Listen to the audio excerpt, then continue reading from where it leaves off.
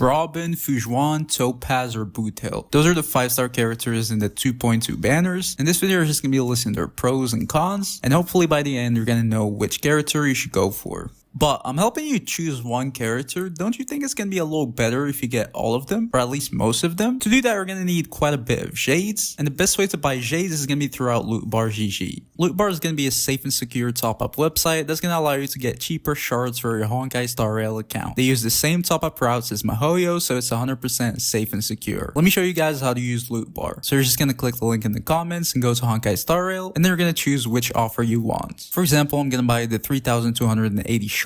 If I buy that from the in-game store, it's gonna cost me around $50, but on Lootbar, it's gonna cost $42 only. If you also use the 5% coupon for newcomers, you're gonna save up even more money. So after all of that, it's gonna be around 20% off. That means I saved around $10 for this purchase. Then you're just gonna put in your user ID and the server region. Your user ID is just a number down left from your screen, and then the region is gonna show before you open your game. Make sure to double check those because that's gonna be very important to get your shards. And then when you finish, you can just click on top up now. You enter your payment method and information, and then you're done. You're just gonna wait a little bit for the payment to process. For me, it took around like 10 minutes. And then when you open up the game the next time, you're gonna get the shards. Also, if it's your first time buy-in, especially after the 2.1 reset, you're still gonna gain the normal double offers and stuff like that, like your buy-in from in-game. Click the link in the comments to recharge now.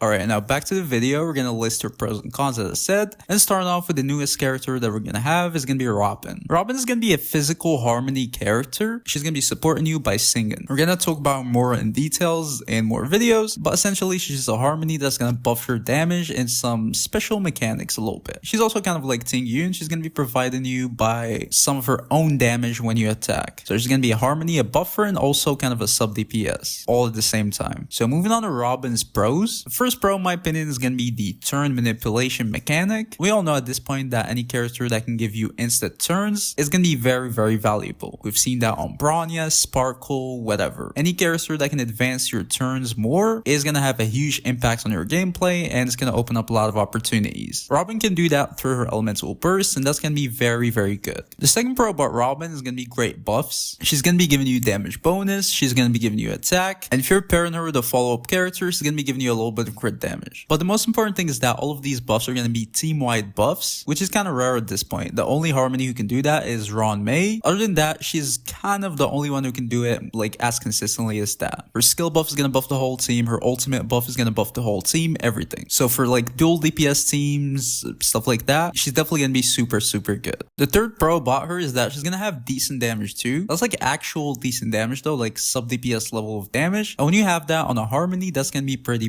good. Now to get the most out of her damage, you're gonna need your characters to attack as much as they can. It's just the quantity that matters, because every time they attack, she's gonna attack with like no limits or anything. So you'd want to use a character who can attack like a lot of times for her to unlock her full potential. And when you do that, her damage is gonna accumulate to be a lot of damage and like be actually considerable damage, especially for a harmony character. So yeah, she's a harmony, and in general with the right teams, she's also gonna have very, very good damage potential. Which brings us to the next pro about Robin, is that she has great synergy with follow-up attack teams. First of all, her trace is going to give them a little bit of crit damage, but that doesn't matter. But in general, because of her playstyle, follow-up attack characters are going to synergize with her pretty well. Because as I said before, they're going to attack a lot more than like non-follow-up attack characters. So that means more damage bonuses from Robin. And also they're going to be able to take more advantage out of her like ultimate buff and window buff. They're going to also help her regenerate a little bit of energy, which is pretty good. So yeah, because follow-up characters are going to be attacking like much more often, they're going to have great synergy with Robin, and she's also going to help them a lot, which makes her right now, in my opinion, probably the best support to use with follow-up attack characters. Not by a large margin, I'm not saying she's going to be like a game breaker for them, but she's definitely the best harmony for follow-up attackers right now, especially double DPS follow-up teams like Topaz and then someone else. And then finally, the last pro is going to be that she's pretty easy to build. As I said, pretty much you're just going to need to stack attack in general, that's it. She doesn't need any crit, she doesn't need anything. You just stack your attack, get enough speed, and and that's it. So that's gonna make her kind of free to play friendly, and also her light cone options and stuff like that are gonna be pretty decent. So yeah, in general, I'd say she's very easy to build and also very free to play friendly. Now moving on to her cons, the first and most important con in my opinion is that her energy cost is gonna be super high. Now in follow-up attack teams, that might not be like a super big problem because as I said, she's gonna be regenerating energy every time you attack, and follow-up attack characters are gonna attack quite often, so you're gonna gain quite a bit of energy. But outside of that though, her energy cost is just gonna be too big, and in general you're probably not gonna have a good uptime on your burst, which is gonna hurt her potential by a lot, especially as I said outside of follow-up attack teams. Also add on that, her damage is gonna lack outside of follow-up attack teams, so she's gonna be even worse outside of these teams, because as I said, in like your casual DPS teams, your main DPS and stuff like that are not gonna be attacking that often, which means she's not gonna have many opportunities to inflict her damage. That brings me to the last con, which is in general a lot of other allies can do the same, so she's not really bringing anything new, especially if you have someone like Brownia for example. Outside of follow-up attack teams, she's not gonna be a great harmony. Not bad, but like I would say mid in general. So outside of follow-up attack teams, I'd say she's generally not really worth it, because in a normal team she's not gonna be fully unlocked, unfortunately. Alright, now moving on to Fuxuan. Starting off with her pros. First pro is that she's gonna be just a super good sustain. Like top 2 or 3, arguably maybe even the best right now, because she's simply just gonna make her team unkillable. She's gonna have super good damage mitigation, and your allies are just simply not gonna be taking as much damage at all, so you're not gonna have to worry about healing them or anything else. She's just gonna be taking damage to herself, and then she can heal herself on her own, so she's definitely gonna be just a full capable sustain to sustain any team, and that's gonna be super good. Second pro, she's gonna have crowd control, debuffs, resistance. I mean, that's just, yeah, and that's like standard for any sustain. But yeah, she's gonna be able to provide them on her own, which is pretty good. She's also gonna be able to heal your allies a little bit, and that's all you need. The healing is not gonna be as much, but you're not gonna be taking much damage with Fuxuan in your team in the first place, so you're not gonna need that much healing. And then finally, she's gonna have great damage on her own. It's gonna be pretty decent, especially for a preservation sustain character. So yeah, that's just another great bonus to have. Now for Fuxuan's cons, I don't really think she has many cons at all in my opinion. The only con I can see is that she's not really like fully skill point positive, which might cause issues with using her in some teams, but it's not like a huge problem. She's still like skill point positive in a lot of teams. It just depends on like which team, and she can really sustain any team and you can make her work technically. But sometimes in some teams, if they're like very skill point hungry, if you don't know what you're doing, you might end up lacking skill points, which is a problem. So she's not like a blindly skill point positive character like Lucia for example, where you can just forget completely about using this skill. You're gonna have to be a little bit careful in some teams, and that's kind of a con, but that's pretty much it to be honest. Other than that, I don't really see any problems with her, especially for her role as a sustain. Now, moving on to Topaz. So for Topaz's pros, the first pro, the most important one, and pretty much it, is that she's going to be the go-to follow-up attack teams. Most follow-up attack teams we have right now, and most follow-up attack teams that we're going to have in the future, are probably going to include Topaz, or be built around her. She's just going to be buffing their follow-up attacks by a lot, and her damage is also going to be buffed from having follow-up attackers on your team, which is pretty good. She's just going to have great synergy with any follow-up attacker. She's going to make them great, and they're also going to help her be greater. So yeah, if you're planning to build follow-up attack teams, or you have follow-up attack characters like Dr. Ratio, for example, stuff like that, Topaz is definitely going to be a great investment. She's going to be buffing any DPS, any follow-up DPS you have by a lot, and also she's going to be providing you with great damage. And especially because most people got like Dr. Ratio for free, for example, you can just get Topaz and then another sustain, and you just have a team right now. And with that team, you can just clear anything pretty much. So yeah, Topaz is definitely going to be a great investment if you're going in the follow-up attack routes. And even my opinion, is going to be a necessary investment if you're going this route. So yeah, that's just all of Topaz's pros in my opinion. It's just one, but it's a very important one. Just follow-up attack teams, if you're going for them, Topaz is necessary. That's it. The cons is pretty much just the opposite, simply. Outside of follow-up attack teams, she's just pretty much useless kind of. Her damage is going to be lacking, and she's not going to have any like great utility. So you definitely don't really want to use her as like a sub DPS or anything like that outside of follow-up attack teams. Just keep her in follow-up attack teams. If you're not going to build this type of teams, then Topaz is definitely not the character you'd want to go for. And now finally moving on to the cowboy Boothill. First pro is that is very cool. Okay, I'm kidding. But Boothill is just gonna be a physical DPS Hunt's character. If you get him, you'd want to use him as your hyper carry main DPS. That means he's gonna be doing the most damage on your team, and you'd want to buff him with everything you have. The first pro about Boothill is that he's gonna be great at his role. If we're talking about damage, he's gonna be dealing like super high amounts of damage. And I'm talking like top tier damage. On par with some of the best main DPSs in the game. Probably not the best, at least for right now, but definitely one of the best. So you're not really gonna face any problems damage wise. And as he should, it's just a hyper carry. So that's what you're gonna expect from him, and he's gonna provide that pretty well. The second pro about Boothill is that he's gonna have a unique playstyle.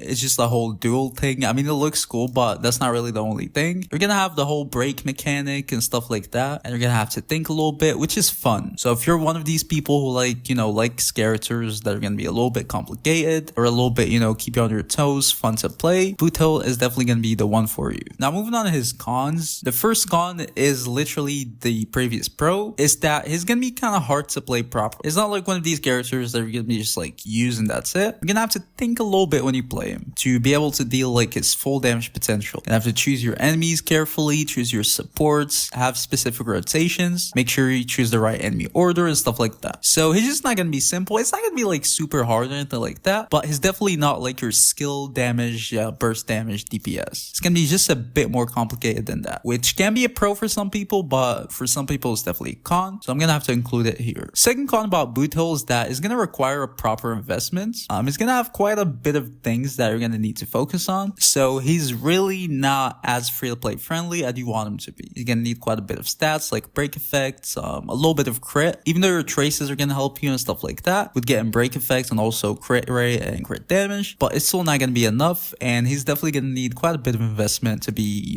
competent. Also, his light cone options are not the greatest for like free to plays. Not too bad, but definitely not, as free to play as you want him to be. So yeah, just keep that in mind. The last con is that he's a Hunt's character, which means he's gonna lack a little bit against like multi-target damage. So in like pure fiction or something like that, Boothill is definitely not the character you'd want to bring. Now, I'm pretty sure you can clear it with him. It's definitely gonna be possible, but it's definitely gonna be way worse than like any destruction character or erudition and stuff like that. And when you compare him to like Argenti, which is like his direct physical DPS competition, it's definitely gonna be an interesting comparison, because Argenti is like the best characters to use in pure fiction, but then he's also very usable in like the MOC and other types of content. You can just clear fine with Argenti, and we have like proof of that now. But with Boothill, you're gonna struggle a lot in pure fiction. Also, Argenti is much more like simpler to play, so you're gonna have to like, evaluate and choose between them. He has like very direct competition with Argenti. Now, I'm not saying like, of course, they're gonna do different things. His single target damage is definitely gonna be much better than Argenti's, but that's not what I'm saying. All I'm saying is that you can clear MOC and pure fiction with Argenti, but I'm not sure if you can do the same with Boothill. I really don't see any scenario where you're gonna bring like Boothill to pure fiction. So I'm looking at it from the simple standpoint that one can do the two, the other one cannot. That's it. I'm not comparing their damage and stuff like that. I know they're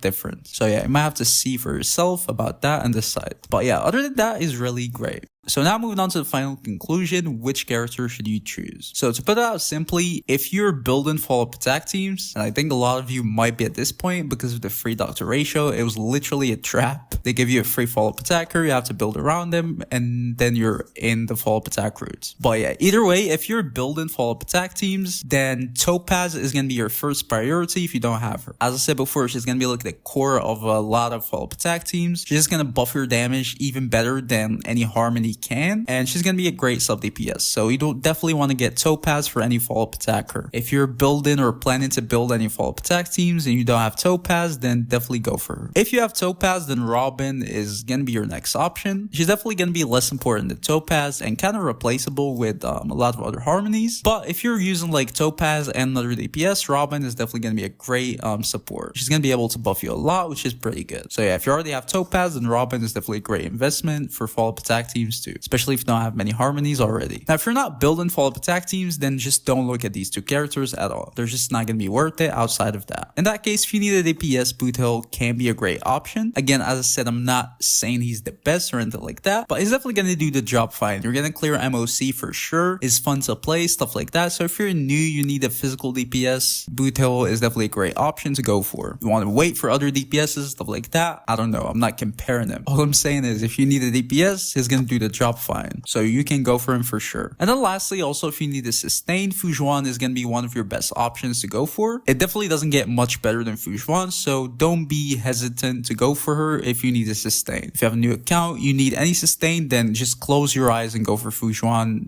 There's no thinking about that. I'd say she's also the main priority. Even if you're building a follow-up attack team and you don't have to sustain, it's going to be kind of necessary. So I'd say just go for Fuxuan in that case. So yeah, if you don't have sustain, Fuxuan is going to be your first option. If you already have sustains, in that case, if you're building a follow-up attack team, then go for Topaz and Robin. If you're not building a follow-up attack team and you need a DPS, then go for Boothill. If you're not building a follow-up attack team and you don't need a DPS, don't need to sustain, then save your shades, I guess. But yeah, that was the video, guys. If you enjoyed it, please don't forget to leave a like, subscribe to the channel. See you guys in the next video. Peace.